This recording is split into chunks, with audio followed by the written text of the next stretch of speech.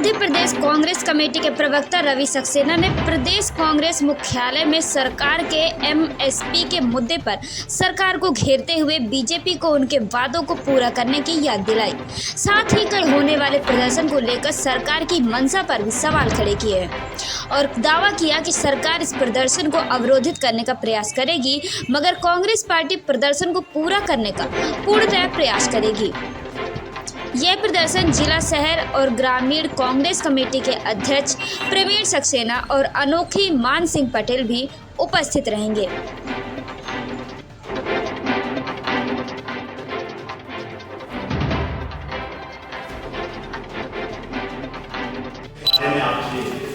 बात करने के लिए उपस्थित हैं। मेरे साथ भोपाल नगर के अध्यक्ष प्रवीण सक्सेना जी, प्रवक्ता अपराजिता जी, जिला कांग्रेस कमेटी के अध्यक्ष अनोखी लाल जी और अभिषेक परमार जी यहाँ उपस्थित हैं। साथियों, जिस तरह से मध्य प्रदेश में ये नहीं पूरे देश किसानों के साथ छल कपट किया जा रहा है, उनकी फसलों को होने दामों पर खरीदने की चेष्टा की जा रही है, षड्यंत्र किया जा रहा है। उसके विरोध में माननीय जीतू पटवारी जी के नेतृत्व में कल 20 सितंबर को पूरे प्रदेश में हम किसान न्याय यात्रा निकालने जा रहे हैं और हमारी मांग है कि किसानों को सोयाबीन का 6,000 रुपया प्रति क्विंटल दाम मिलना चाहिए। चाहे जो मजबूरी हो, किसानों को सोयाबीन की फसल का उचित मूल्य मिलना चाहिए, जो कि 6,000 रुपये से कम नहीं होना चाहिए। भाजपा की सरकार ने चुनाव के पहले ये वादा किया था कि हम किसानों को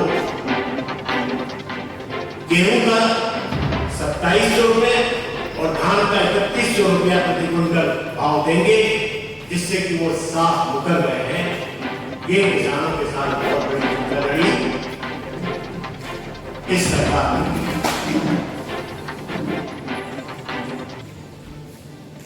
लगातार झूठ बोला जा रहा है कि हम सोयाबीन की एमएसपी दे रहे हैं, जबकि आपको ज्ञात होगा कि शिवराज जी ने मध्य प्रदेश को तो सोयाबीन की खरीदी एमएसपी पर खरीदी से बाहर ही कर दिया। वो तो जीतू पटवारी जी ने जब प्रेस कॉन्फ्रेंस ली और इस बात का खुलासा किया कि मध्य प्रदेश के किसानों के साथ कितनी बड़ी धोखाधड़ी की गई है। जो मध्य प्रदेश महाराष्ट्र के बाद सबसे बड़ा सोयाबीन का उत्पादक राज्य है, वहां से किसानों को एमएसपी पर खरीदी से दूर रखा गया। तब जाके 5 दिन बाद शिवराज जी ने ये घोषणा की कि महाराष्ट्र की तर्ज पर हम मध्य प्रदेश के किसानों से भी सोयाबीन की खरीदी एमएसपी पर करेंगे। पर इसमें भी एक और धोखा कर दिया, कहा कि हम 40% फसल खरीदेंगे, जबकि किसान की एक दाने को खरीदने की बात करने वाले शिवराज जी ये भूल गए कि वो कृषि मंत्री हैं और मध्य प्रदेश ने ही उनको वहां पर भारी मतों से जिताकर भेजा गया। उन किसानों के साथ फिर धोखाधड़ी की गई और कहा कि हम 40% फसल खरीदेंगे। कांग्रेस पार्टी की मांग है कि किसान की सोयाबीन का एक दाना सरकार को खरीदना पड़ेगा। 100% फसल किसानों की सोयाबीन की खरीदी जाए, कांग्रेस पार्टी की मांग है। ये बात क्यों हो रही है? क्यों मध्य प्रदेश के किसानों के साथ छल कपट और षड्यंत्र किया जा रहा है? क्योंकि भारतीय जनता पार्टी के जो जो चहेते उद्योगपति हैं अडानी जी और रामदेव, इनके सोयाबीन के संयंत्र हैं। ये सोयाबीन की प्रोसेसिंग करते हैं और ये नहीं चाहते हैं कि कैसे भी करके सोयाबीन का दाम बढ़ाया जाए, क्योंकि ये भारी मुनाफा कमाना चाहते हैं। सोपा जो कि एक फर्म है, जो कि एक संस्था है जो मूल्यों का निर्धारण करती है, उसमें जानबूझकर इस तरह से मूल्य निर्धारण कराया जाता है। हमारी मांग है कि किसानों को सोयाबीन का 6,000 प्रति क्विंटल दिया जाए, उस पर किसी इससे कम पर कांग्रेस पार्टी कोई भी समझौता नहीं करेगी। दूसरी बात, कल भोपाल में हम किसान न्याय यात्रा निकालने जा रहे हैं।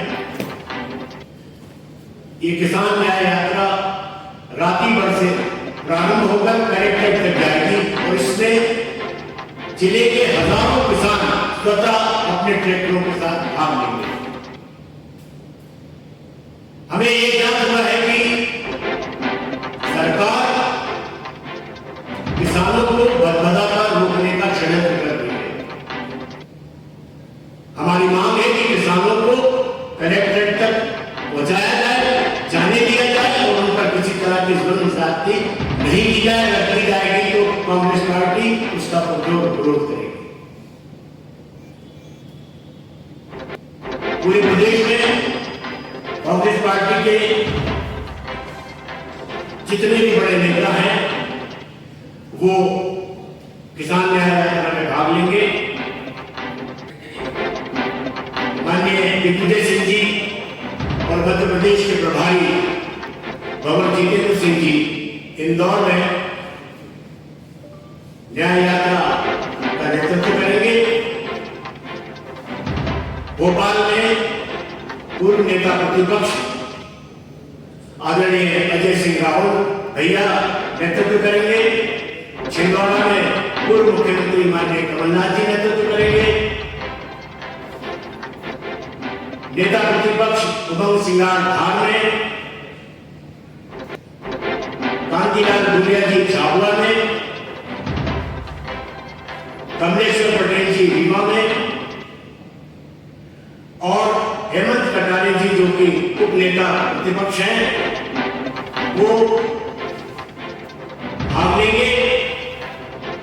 और गोविंद सिंह जी भिंड में, अशोक सिंह जी मुरैना में, जयवर्धन सिंह जी गुना में, पूर्व मंत्री सज्जन सिंह वर्मा उज्जैन में, पूर्व विधायक मीनाक्षी चतुर्वेदी सतना में न्याय यात्रा का नेतृत्व करेंगे। और इस भाजपा की किसान विरोधी सरकार को मजबूर कर देंगे कि हम 6,000 प्रति क्विंटल सोयाबीन खरीदी से देने वाले नहीं हैं और किसानों को न्याय दिलाकर ही रहेंगे। और सोयाबीन की खरीदी 6,000 से कम नहीं होगी और किसान का एक एक दाना इस मध्य प्रदेश सरकार को खरीदना होगा। धन्यवाद। ये बताएं रवि जी के वो जीतू पटवारी जी का क्या रोल करेंगे? जीतू पटवारी जी आज रसूलगंज में किसान न्याय यात्रा निकाली जा रही है, उसका नेतृत्व करने जा रहे हैं।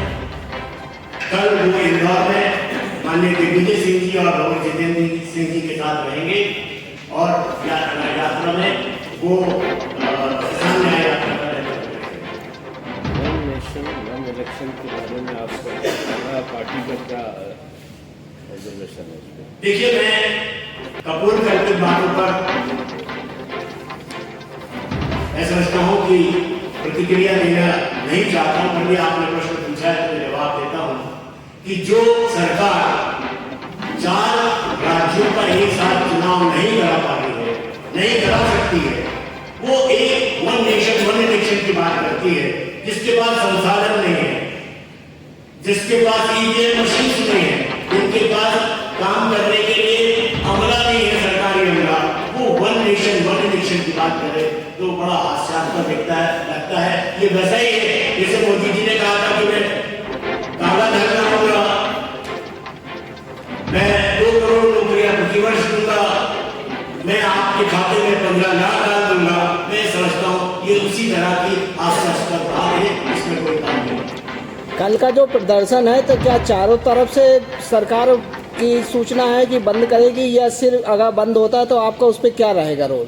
नहीं, देखिए, सरकार चाहे कितना भी जोर लगा देगा, कांग्रेस पार्टी का कार्यकर्ता प्रतिबद्ध है, कटिबद्ध है इस न्याय यात्रा को सफल करने के लिए। और इस पूरे प्रदेश में हजारों हजार किसान अपने ट्रैक्टरों के साथ रैली में भाग लेने के लिए तत्पर है, कटिबद्ध है, प्रतिबद्ध है। सरकार में ज़्यादातर रेप जैसे मामले हो रहे हैं, कल ही 3 साल की बच्ची के साथ हुआ, उसमें क्या प्रतिक्रिया है आपकी? मैं सोचता हूँ उससे ज्यादा कोई शर्मनाक बात नहीं। ये ऐसी बात है कि जिससे शर्म भी शर्मसार हो रहा है। और ये सब कुछ क्यों हो रहा है? क्योंकि लगातार हम देख रहे हैं कि मध्य प्रदेश में कानून व्यवस्था पूरी तरह से अधोगति को प्राप्त हो गई है। लगातार इस तरह के जघन्य अपराध हो रहे हैं, सड़क पर दुष्कर्म हो रहे हैं, और उसके बावजूद भी ये सरकार किसी भी तरह का अंकुश लगाने में नाकाम रही है। मुख्यमंत्री जो स्वयं गृहमंत्री भी हैं, मैं समझता हूं कि उनको इसकी जिम्मेदारी लेना चाहिए और तत्काल गृहमंत्री के पद से इस्तीफा देना चाहिए।